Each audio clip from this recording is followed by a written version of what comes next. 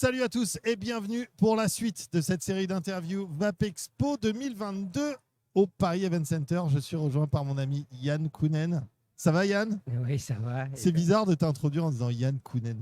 Genre, je te dis Yann Pourquoi? tout le temps. Ouais, tu dis. Oui, bah écoute, Le oui, nom c'est complet. mon prénom et mon nom, voilà. Non, mais le nom, tu sais, quand c'est tes potes. Tu t'appelles jamais tes potes par leur nom et leur prénom, tu vois. C'est très scolaire, je trouve. Bah, me regarde, je suis dans une position assise, très comme un petit écolier, prêt à répondre à tes questions, David. Ah non, me fais pas ça. Laisse tomber, Je suis très heureux d'être ici, David, avec toi, avec toute l'équipe merveilleuse de One Shot, dans cet endroit où chaque année je viens en pèlerinage, le VAP Expo. Bienvenue à toi, jeune pèlerin, dans notre respectable émission. Tu as une actu en ce moment-là, tu as une expo en cours. Alors oui, oui, en fait, il y a pour les 10 ans du Silencio, tu sais, qui est un restaurant, club, bar d'art, enfin bon, qui est à Saint-Germain-des-Prés, le Silencio Saint-Germain, qui est un super endroit et ils font plein de trucs. Et là, pour leurs 10 ans, ils ont passé pendant un peu plus d'une semaine Ayahuasca Cosmic Journey, mon expérience en réalité virtuelle, dans des très bonnes conditions, avec 8 postes. Et ça avait commencé samedi dernier, ça finit ce soir. Et voilà. Mais en fait, on peut aller, il faut trouver Silencio des Prés. Il y a une façon de réserver. C'est, je crois, 10 balles. Et ça dure 20 minutes. Mais c'est une belle expérience de VR. C'est juste pour les gens qui ont envie de voir cette expérience que j'ai fait en réalité virtuelle il y a maintenant 3 ans, qui tourne plutôt dans les musées, qui est beaucoup tourné à l'étranger et qui ne sera pas disponible avant, à mon avis, l'année prochaine dans un musée à Paris à la même époque. Donc voilà, c'est le dernier jour et après c'est dans un an peut-être. D'accord, ok, donc il faut se dépêcher si on y va, si vous voulez y aller, c'est maintenant. Et c'est où? C'est à côté, c'est juste à côté là? Non, c'est pas juste à côté, c'est au Silencio des Prés, donc c'est vers les Deux Magots, Saint-Germain, le métro, Ah ouais, l'église Saint-Germain, des Prés, voilà, c'est là. Il faut taper Silencio des Prés, puis vous allez arriver assez vite sur le site et pour réserver le cas échéant. C'est une expérience en fait en réalité virtuelle de l'expérience des médecines traditionnelles amazoniennes, des plantes psychoactives. Donc on se retrouve avec un casque sur la tête face à un guérisseur et puis on commence à partir dans le monde des visions, de la médecine avec les chants et tout. Donc c'est une expérience de conscience modifiée qui te fait pénétrer un peu la nature des visions que tu peux avoir avec ces plantes qui sont voilà, des chemins. Tu vas chez les elfes et dans le Mordor, on va dire en termes d'énergie, mais c'est ce chemin-là qui te soigne. Donc ça, c'est bien sûr une reproduction. On ne va rien ingérer. ouais. C'est Mais une. Comment ça s'appelle? une Une drogue, simulation, une simulation d'hallucination, quoi. une simulation psychoactive. Ok, waouh. Et tu t'en as pensé quoi, toi, de ce résultat Moi, en VR? moi, je trouve qu'il est merveilleux, puis c'est moi qui l'ai fait, donc je trouve ça Non, non, mais absolument merveilleux. Non, mais c'est c'est pas moi qui fidèle. l'ai fait d'ailleurs. C'est Attends, fidèle au c'est truc. pas moi qui l'ai fait. C'est un studio qui s'appelle Small McGuff. C'est les gens qui font les effets visuels de tous mes films, depuis d'ailleurs Blueberry, même Doberman, Mhm. tu vois, et qui ont monté un studio justement pour faire tout ce qui est technologique et très, très nouveau, comme la réalité virtuelle. Et Ouais. on a passé beaucoup de temps parce que c'était très novateur. Hein, tu sais, il faut inventer tout en fait. On est un peu comme l'arrivée du Trangar de la Ciotat pour le cinéma. C'est-à-dire, tu veux faire un fondu enchaîné en réalité virtuelle un peu particulier. Il faut créer une ligne de code pour ça. C'est-à-dire, c'est quelque chose qui est en développement. Donc, le studio a développé beaucoup d'outils et ça a été une aventure assez dingo qui a duré au moins 1 an et demi pour fabriquer ce programme. Et oui, j'en suis content. Je l'ai fait ici d'ailleurs à des guérisseurs amazoniens qui ont adoré de voir. Il y a On des pouvait guérisseurs qui l'ont partager. vu Oui, bien sûr. et ils en ont pensé quoi? Ils Ont étaient fait dedans, genre, quoi. c'est pareil, quoi. Voilà. Et non, enfin, c'est pareil. C'est une bonne manière de partager cette expérience qui est impartageable parce que c'est pas seulement tu vois, tu entends des chants, c'est que tu ressens ce que tu vois, tu es fusionnel avec le monde des visions. Là, c'est une reproduction. Mais la réalité virtuelle, c'est un peu quand j'avais fait Blueberry, tu vois, tu as toute une séquence visionnaire de 20 minutes à la fin. C'est de ça dont on parle. Ouais. Sauf que le cinéma, il y a le quatrième mur, hein. C'est-à-dire que tu as. Tu regardes un écran. Voilà, tu sais toujours que tu regardes un écran. Là, Ouais. tu as un casque sur la tête et tu as l'intérieur. L'image est autour de toi et tu deviens. Voilà, tu peux pas refuser l'expérience à part fermer les yeux, tu vois. Ce qui est déjà un avantage parce qu'avec les plantes psychoactives, c'est pas en fermant les yeux que tu t'en Ça change sors. rien. Voilà, donc bon. Voilà, et donc quand moi j'ai essayé, parce qu'on m'avait proposé de faire d'autres expériences en réalité virtuelle, j'ai mis un casque sur la tête, j'ai commencé à regarder plein d'expériences, parce que j'étais complètement absent un petit peu de ce monde-là. Je ne l'avais pas vu se développer. Mhm. Et du coup, je me suis dit, en mettant le cas, je dis, mais c'est ça qu'il faut que je fasse. C'est-à-dire que c'est l'outil pour pouvoir reproduire ces états où tu es complètement submergé par des visions à 360 en relief avec lesquels tu interagis. Et Ouais. donc, d'où est né le projet Sky Cosmic Journey. Ouais. C'est ouf. Et tu as eu beaucoup de gens qui sont venus à cette exhibition? Pas mal, pas mal. Il reste des slots aujourd'hui, mais je pense qu'on doit être autour de 450, 500 personnes, ce qui est pas mal en une semaine parce qu'il y a 8 postes. Et puis, c'est pas toute la journée. Aujourd'hui, je crois que toute la journée à partir de 14h. Et c'est des slots d'une demi-heure et tu t'inscris via Internet, tu vois. Et donc, tu mets ton casque il y avait du monde. T'es guidé, on t'assoit dans un endroit, il y a un décor. J'ai mis quelques photos sur Insta. Tu vois un petit peu le truc et je trouve ça très bien. Ça faisait très longtemps mais je partageais, si tu veux, le fait qu'il était au musée du cinéma d'Amsterdam ou à Taïwan dans un musée, etc. Mais les gens me disaient, mais à Paris, voilà, à Paris, c'était cette semaine. Ouais. Et aujourd'hui. D'accord. Attends, je sais pas si je vais pouvoir y aller. Hein. Ça va être compliqué au niveau du timing. Il va falloir que tu m'envoies ça. Et c'est des casques HTC Vive ou c'est principalement du gros matos? Ouais, c'est principalement, c'est ça l'intérêt. C'est principalement des casques de gros matos parce qu'il faut des machines très puissantes. C'est du temps réel sur de la 3D. C'est complexe.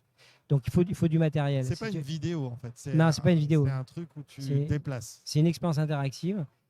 Et en temps réel, ça veut dire que les machines doivent pouvoir calculer si tu bouges la tête ou tu t'approches d'un objet. Tu es en 6DoF, c'est-à-dire que si tu déplaces ta tête dans l'espace des visions, ta tête se déplace dans l'espace de la VR. Tu vois. Donc ça veut dire qu'il faut qu'il y ait un recalcul instantané de l'image en mouvement à ce moment-là. Donc il faut des machines puissantes. C'est pour ça que ça peut être une expérience qui peut être pour l'instant pour le Quest ou des casques grand public.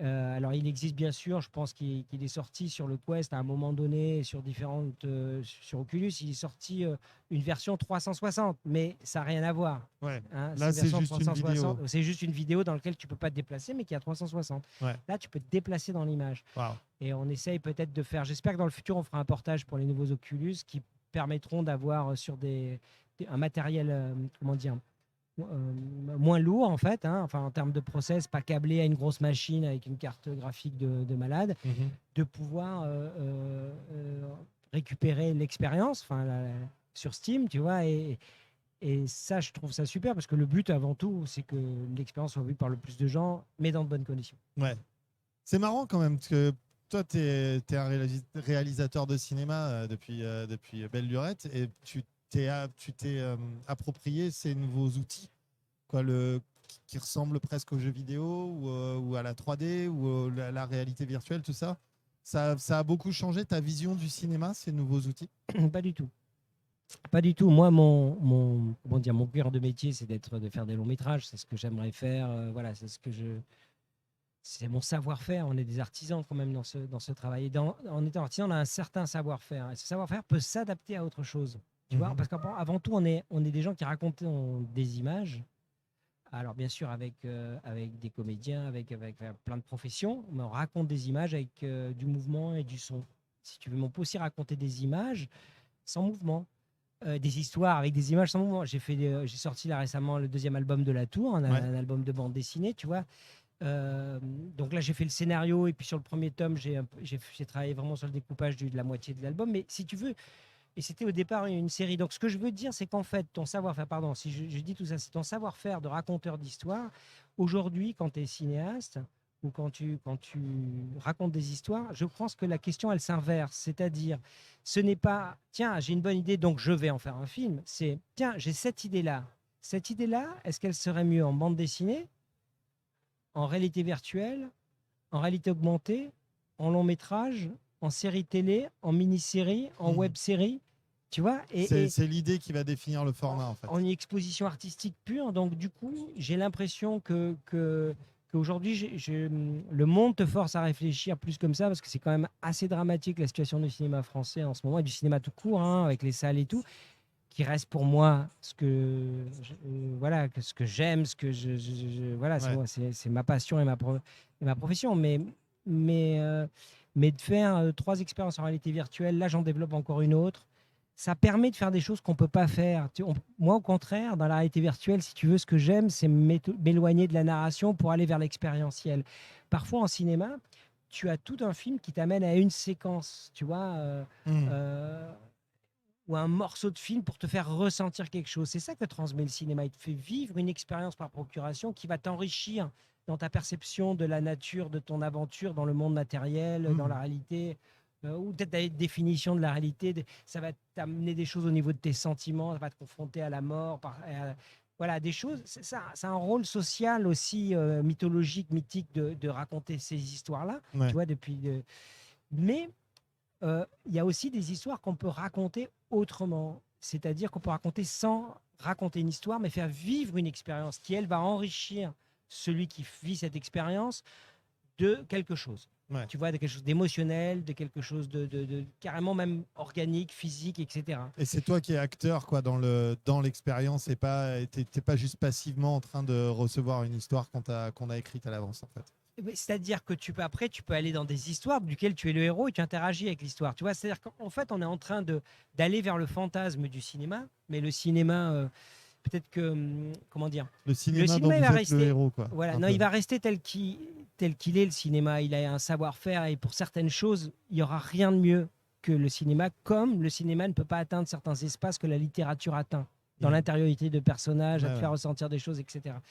Donc, ce qui est beau, c'est que chaque art va mène un savoir-faire qui va taper dans un espace hyper précis de l'être et de la personne et du viewer. Ce que je trouve intéressant, c'est qu'il y a quand même, forcément, quand on a un média comme le cinéma, on se pose des questions. L'idéal, ça serait d'être le héros du film et d'être à l'intérieur du film. C'est le mythe c'est le métavers, c'est-à-dire c'est la rose pourpre du cœur de Woody Allen. Il rentre dans le film. Tu vois. Et ça a toujours été logiquement une évolution vers un nouvel art qui va intégrer peut-être la réalité virtuelle, un partage type métaverse, etc. etc. Et évidemment, ça m'intéresse parce qu'il y a quelque chose de l'ordre du fantasme, de ce fantasme que tout cinéaste a. Et si je devenais au tout. Si j'étais James Bond, quoi. Ouais. Et puis si je rentrais dans le film, parce qu'on rentre dans le film émotionnellement, mais on a toujours ce quatrième mur. Est-ce qu'on peut rentrer vraiment dans le film? Donc, il y a un nouvel art qui se dessine. Et est-ce qu'il sera vraiment narratif? En tout cas, il sera expérientiel. Moi, ce qui m'intéresse aujourd'hui, c'est plus la partie expérientielle. Ouais. Tu te vois un jour faire un film avec des caméras 360 et puis un film qui soit full 3D autour de toi, en mode tu te retournes et la bestiole est derrière toi au moment où elle court, genre un Jurassic Park en 360, comme ça, alors, ça te paraîtrait faisable? J'ai fait une expérience de réalité virtuelle qui s'appelle Seven Life, où tu suis les pérégrinations au Japon comment dire, tu te balades dans des mémoires de personnes, tu vois. Et ça, je l'ai tourné avec une caméra à la ILO de Google, qui est comme une caméra hyper performante à 360. Donc, j'ai fait ce tournage où toi, tu as un casque et tu te retrouves à l'intérieur d'une scène. Tu vois, cette expérience VR, elle est aussi disponible. Il faut des gros matos encore, hein, mais et donc, je l'ai fait. Et alors, c'est quelque chose de plus expérientiel. Je l'ai fait. Ce qui est vraiment intéressant, c'est que pour un cinéaste, ce qui est très important, c'est le cadre et le langage. Tu vois, c'est une grammaire particulière où tu vas mettre l'attention. Quand tu as plus de cadre et tu as plus de plan, parce que tu peux pas couper une situation par une autre, tu téléportes. C'est comme une ellipse. La coupe d'un plan devient une ellipse au cinéma. Quand tu passes entre jour, nuit, d'une scène à l'autre. Là, c'est le plan qui le fait. Donc, ce qui est intéressant, c'est que c'est un autre savoir-faire, mais que ça, comment dire, c'est plus d'ailleurs les gens qui font du théâtre, tu vois, c'est plus une théâtralité. C'est comme si tu amenais dans une scène un unique spectateur sur une chaise au centre de la scène. Ouais. Tu vois? Et donc tu construis ton histoire autour. Donc c'est encore un autre savoir-faire. Pourquoi pas faire une expérience longue? Là, j'ai fait un truc qui faisait aussi 20-25 minutes. Hein. Pourquoi pas faire un long métrage comme ça? Mais il faut que. Mais sans cadre.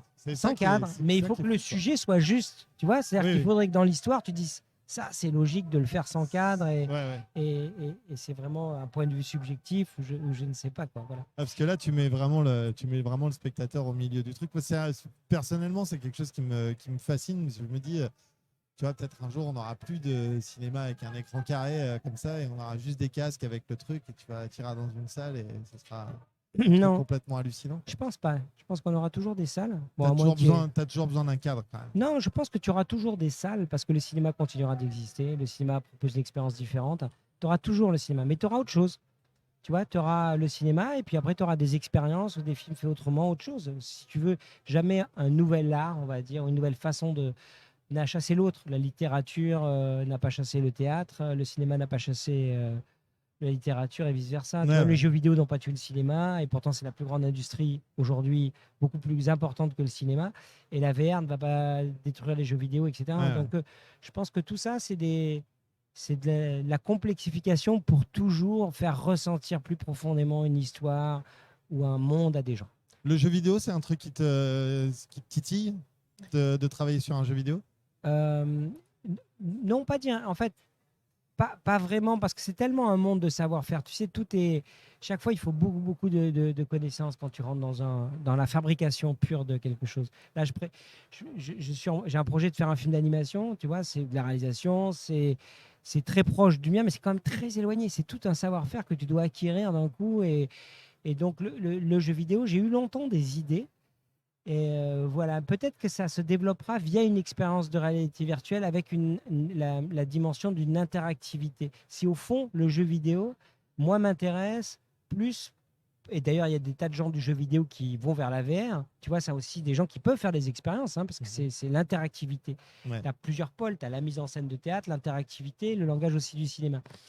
Euh, Moi, ce je trouve intéressant, c'est du coup avec l'interactivité, si tu veux, c'est là, voilà, c'est là, c'est des savoir-faire de jeux vidéo. C'est de faire des expériences où tu es interactif, tu fais des choix et tu te déplaces et voilà. Donc quelque part, oui, là, on revient vers le jeu vidéo, mais ça sera dans une expérience. Ouais. J'aime assez quand même les jeux en VR. Tu vois, il y a des jeux même des jeux tout simples que je les trouve assez fascinants, même tu vois Beat Saber ou des choses comme Ouais, de ouais, ce ouais. type.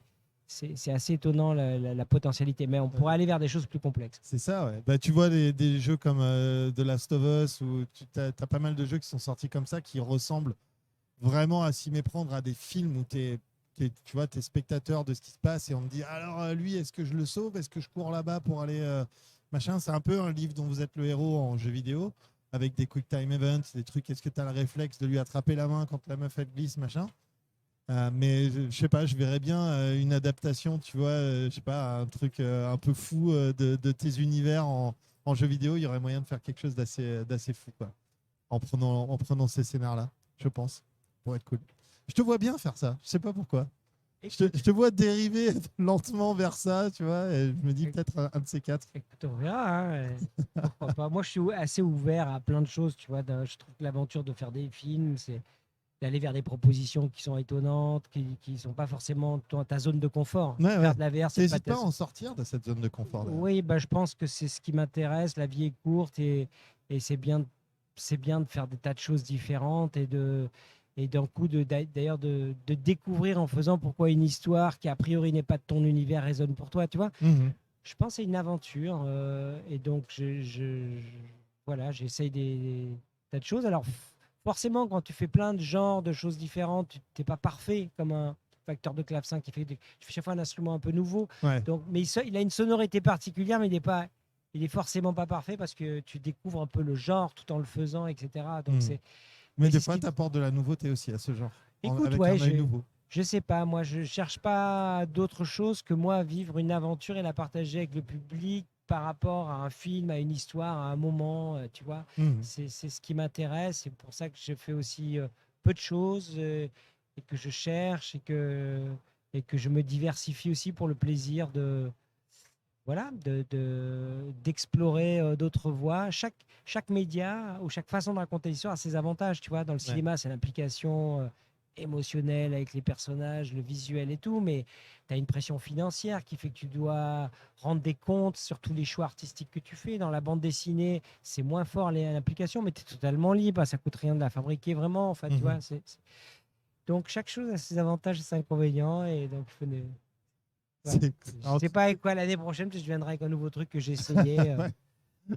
Je suis sûr l'année prochaine, tu vas avec un jeu vidéo. Bah, je suis sur le dernier Assassin's Creed.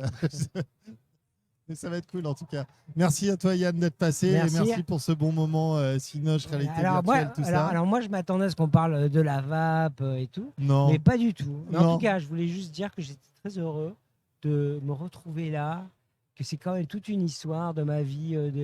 C'était quoi, 2014, donc ça fait presque... Vapewave, et que ça me fait super plaisir de voir que le Vape Expo continue, qu'il y a cette énergie dans la vape, voilà, et que les gens continuent d'arrêter de fumer, donc c'est cool. Et tu vapes toujours? Et moi, oui, bien sûr. Pas de clope? ton Non. petit setup et basta. Même, tu vois, quand je vais en Amazonie, je me suis fabriqué toujours, comme j'avais fait à l'époque, tu vois, un liquide avec les tabacs amazoniens que j'ai fait macérer, etc. Mhm. Et donc, je ne fume même pas dans les cérémonies quand je vais prendre des plantes. Tu Tu vois. vapes avec Je vape le tabac du coin. le tabac du coin, ce qui est moins violent et qui est très très bien. Yes.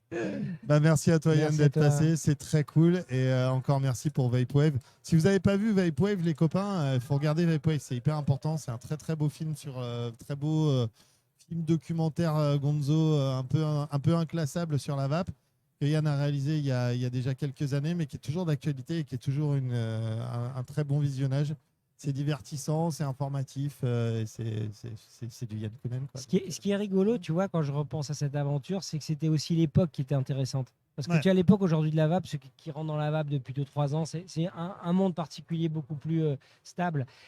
Ce qui est intéressant, c'est de voir que c'était Woodstock, c'était les débuts, voilà, on a capturé une époque en 2015, 16, 17 de folie sur la vape, de militantisme. S'il y avait quelque chose de particulier, Ouais. et le film est le témoin de ça. Ça, je trouve ça Ça explique pourquoi la vape ça a collé à ce point-là avec les gens et pourquoi c'est devenu quelque chose qui est resté et pas juste une trend, une espèce de mode comme ça passive. Ça explique vraiment bien ce truc-là.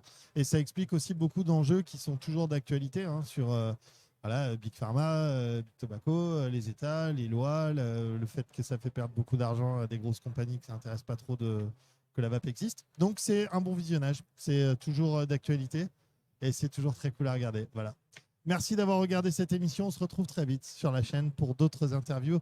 Merci à toi, Ah oui, Yann. c'était filmé. Je te laisse faire un petit tour. Ah d'accord, oui, c'est alors filmé. là, vous m'avez vu, alors là, au naturel, parce que j'avais zappé, j'avais l'impression de faire de la radio. Tu sais, quand tu as le micro comme ça, en général, t'es pas filmé. Bon, bah voilà, vous m'avez vu au naturel.